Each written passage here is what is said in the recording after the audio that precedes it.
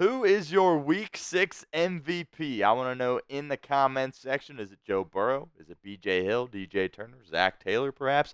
Let me know in the comment section who is your Bengals Week 6 MVP after their 17-7 victory on Sunday Night Football. Going to be giving out a shout-out to the person who comments the most on this video. So get down in the comment section and let us know what you think.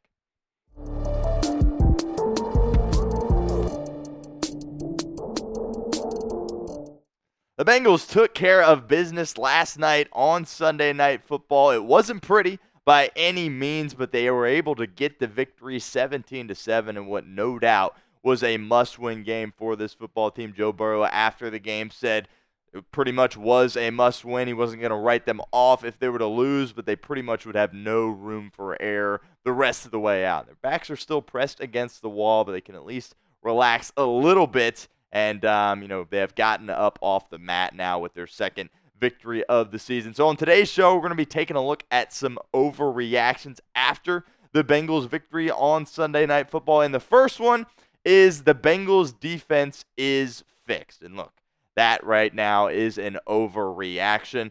I was really pleased with the things the defense was able to do out there on the football field against the New York Giants. Having Sheldon Rankins and B.J. Hill back on the interior of your defensive line really is massive to get those guys back, and they played really well. Not a ton from Sheldon Rankins, but B.J. Hill, boy, he was probably your MVP in this game, in my opinion, defensively, no doubt about that. I mean, the hit he had on Daniel Jones, the ball goes up in the air, Jermaine Pratt is able to pick it off, was just an absolute incredible play. He was a force in the run game as well, getting in there on Tyrone Tracy, getting him to the ground, applying pressure from the interior. So B.J. Hill was absolutely phenomenal in this game, but don't want to just sit here and bang on Daniel Jones like everybody does. But if they were playing a better quarterback, the Giants would have scored more than 7 points. Daniel Jones really missed on a lot of throws. There were a couple blown assignments defensively that the Giants were not able to take advantage of. So certainly a great step in the right direction for this Bengals defense, but they have a long way to go if they want to continue to be competitive in football games from here on out. DJ Turner, what a clutch play, though, he had at the end on that fourth down, probably the biggest play of his career to this point. That was awesome, but still plenty of work to be done for this Bengals defense, no doubt about that. Hopefully, kind of pressure they were able to get on Daniel Jones is something they can build off of for weeks to come. Leads to the pinned comment of today's video. Grade the Bengals on defense. A, B, C, D, or F. Let me know in the comment section. Probably a B for me. I mean, they gave up 7 points. Got to give them credit for that, but certainly a lot of areas to clean up and be better at. But I'm going to give them a B here. Sound off for us in the comment section. If that ad comes here on YouTube, it's totally fine. Take advantage of it. Get down in the comment section and let us know what you think. The second overreaction here on Monday is the Bengals' offensive line is bad. And look, to me, this is an overreaction. You knew going into this football game that this was going to be the Bengals' offensive line's toughest test this season, and it certainly was. Really no doubt about that. Going against guys like Dexter Lawrence, Brian Burns was phenomenal in this game despite kind of the groin issue he was dealing with.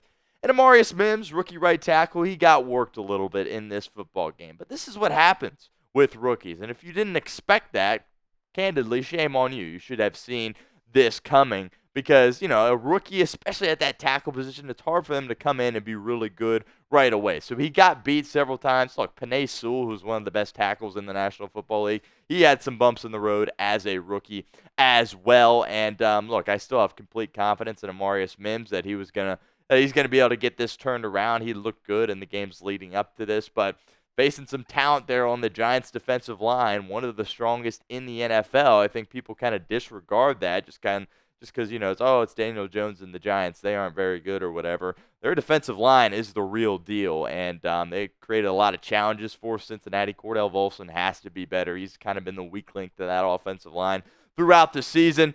Crucial holding call there when the Bengals had scored a touchdown that got called back. But I'm not hitting the panic button on the offensive line. They got to continue to make strides. Certainly was a step backwards in the wrong direction last night, but I still have faith in this unit that they can play winning football as they have leading up to this point this season. Next potential overreaction is Joe Burrow is the toughest quarterback in the National Football League. This is not an overreaction whatsoever. Joe Burrow is tough as nails. It really is absolutely unbelievable. When we take a look at the stat sheet, Joe Burrow didn't really do anything crazy from a passing perspective, right? Didn't throw any touchdowns, only had a little bit over 200 yards in this football game. But honestly, this was my favorite Joe Burrow game of the season and one of my favorite in his career because that is just typical Joe Burrow football, finding a way. That's when the Bengals went on those runs, when they went to the Super Bowl, and the year after they went to the AFC Championship game. They always just found a way. And that all started with Joe Burrow. He was getting rocked all game long, and he just kept getting back up and going out there and competing. And, he had to do a lot of things, moving around in the pocket, having to generate some stuff off script. The play to essentially clinch the game to Andre Yosevich was massive. The play to Jamar Chase down the sideline in the second half, another freelance play that was unbelievable. Obviously, the rush was absolutely insane on the Bengals' first offensive drive. That got me absolutely fired up. And he took off down the sideline, and that was unbelievable to see. Took some massive shots all game long, was evaluated for a concussion in the blue tent, and not really a surprise because he absolutely smacked his head there. But the guy is just a complete warrior. I think he's the toughest quarterback in the National Football League, and there is not a better guy that Cincinnati could have leading their football team. They're in a great spot for years to come with number 9, Joe Burrow. We'll continue with our overreactions here in a moment, but first, I want to give a shout out to our friends over at Game Time because today's show is presented by Game Time. Game Time is a new feature called Game Time Picks that makes getting tickets to see your favorite teams play live even easier. Game Time Picks filters out the fluff to show you only incredible deals on great seats so you don't have to waste time searching through thousands of tickets. Game Time Picks is the easiest way to find and buy tickets to live events. You want to head up to Cleveland next week, see the Bengals take on the Cleveland Browns, or wait for the Bengals to come back home the week after that and host the Philadelphia Eagles. Tickets are on sale for both of those games. Head on over to Game Time and get the best deals possible. My two favorite features on Game Time, the seat views. Get a panoramic view from your seat in the app before you buy with Game Time. Secondly, the all-in pricing. Toggling this feature up front allows you to see your total up front so you don't get hit with any of those surprise fees at checkout. So take the guesswork out of buying tickets with Game Time. Download the Game Time app, create an account, and use code ChatSports for $20 off your first purchase. Terms apply. But again, create an account and redeem code CHATSPORTS for $20 off. Download Game Time today. What time is it? It's Game Time. Next overreaction here on a Monday, a Victory Monday. I haven't had one of these in a couple of weeks. The Bengals got lucky with the Giants' injuries. And I'm going to be honest, this isn't an overreaction. I think this is really, really true. Think about all the problems that the Giants' pass rush was able to put on the Cincinnati offense.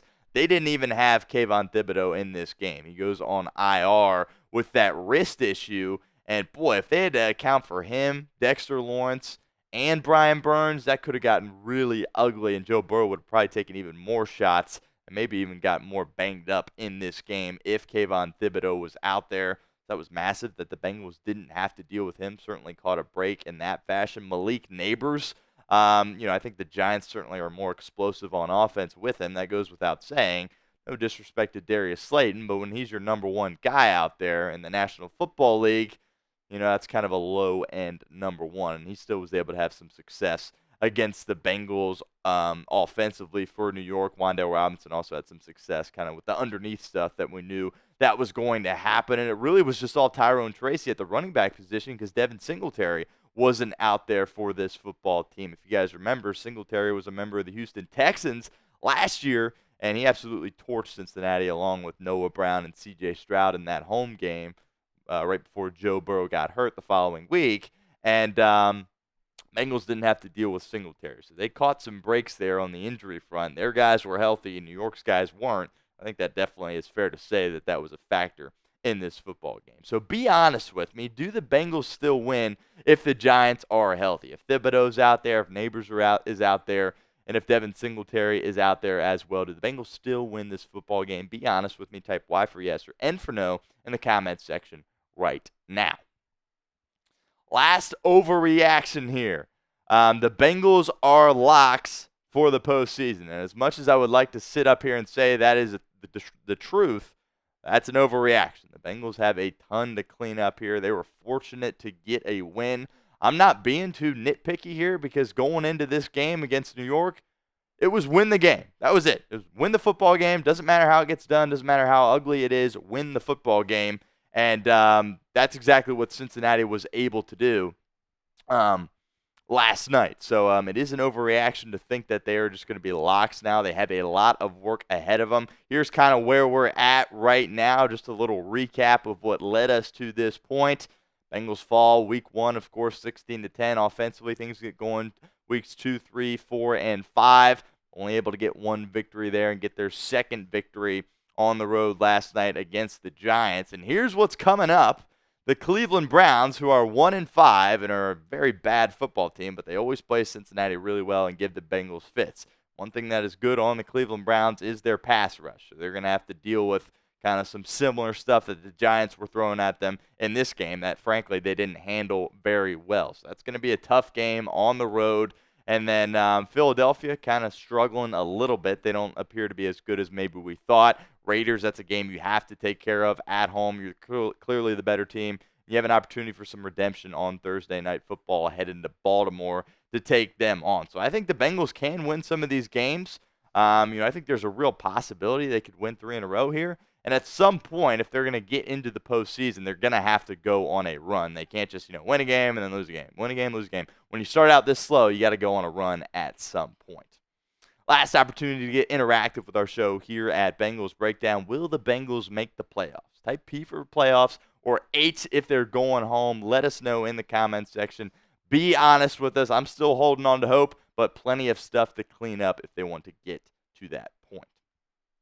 As a reminder, make sure you hit that sub button if you have not done so already. YouTube.com/BengalsTV. We were live week 6 on Sunday Night Football. Had a great time during our watch party, and we will continue to be live throughout the remainder of the season. So don't miss out on those watch parties. Don't miss out on any of our content here at Bengals Breakdown. Help us out. Help yourself out. Hit that sub button. YouTube.com/BengalsTV.